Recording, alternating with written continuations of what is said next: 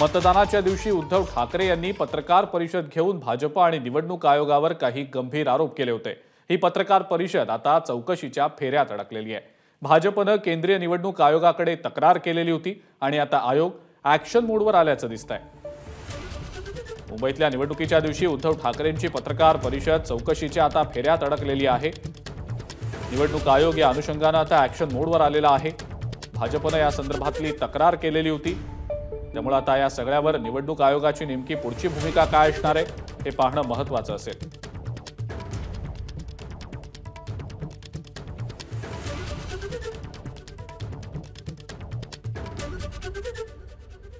मुंबईतल्या निवडणुकीच्या दिवशी उद्धव ठाकरेंनी पत्रकार परिषद घेतलेली होती आणि या पत्रकार परिषदेमध्ये त्यांनी भाजपवर गंभीर स्वरूपाचे आरोप केलेले होते। त्यानंतर भाजपने तक्रार देखील केलेली होती। या सगळ्या संदर्भातली अधिक माहिती आपण जाणून घेणार आहोत। राजू सोनवणे आपले प्रतिनिधी आपल्या सोबत आहेत सध्या। राजू, उद्धव ठाकरेंची ही पत्रकार परिषद आता चौकशीच्या फेऱ्यात अडकल्याचं दिसतंय, काय नेमकी याबद्दलची अपडेट? अजिंक्य, पाहतो आपण उद्धव ठाकरे यांच्या अडचणीमध्ये वाढ होण्याची दाट शक्यता आहे। कारण मुंबईमध्ये मतदान होत असताना दुपारी उद्धव ठाकरे यांनी पत्रकार परिषद घेतलेली होती आणि पत्रकार परिषद घेऊन निवडणूक आयोग आणि भाजपवरती जे आहे ते अनेक गंभीर आरोप केलेले होते।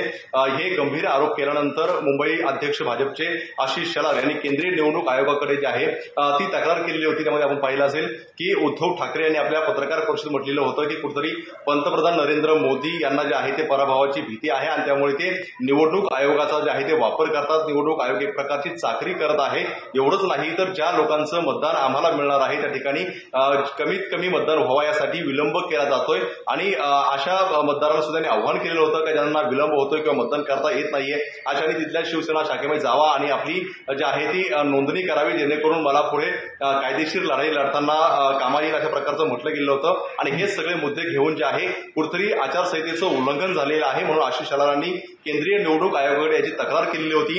ही तक्रार केल्यानंतर जे आहे ते केंद्रीय निवडणूक आयोगाने राज्य निवडणूक आयोगाला पत्र लिहिलं होतं आणि नेमकं यामध्ये काय झालेलं आहे याची संपूर्णपणे जी आहे ती माहिती मागवलेली होती। त्यानुसार आपण पाहतोय की राज्य निवडणूक आयोगाने उद्धव ठाकरे यांची जी काही पत्रकार परिषद झालेली होती ही संपूर्णपणे याची तपासणी केलेली आहे। तपासून आता निवडणूक आयोग पुढे नेमकी काय कारवाई करणार हे देखील पाहणं महत्त्वाचं असेल। राजू, धन्यवाद, आपण जी माहिती दिली त्याबद्दल।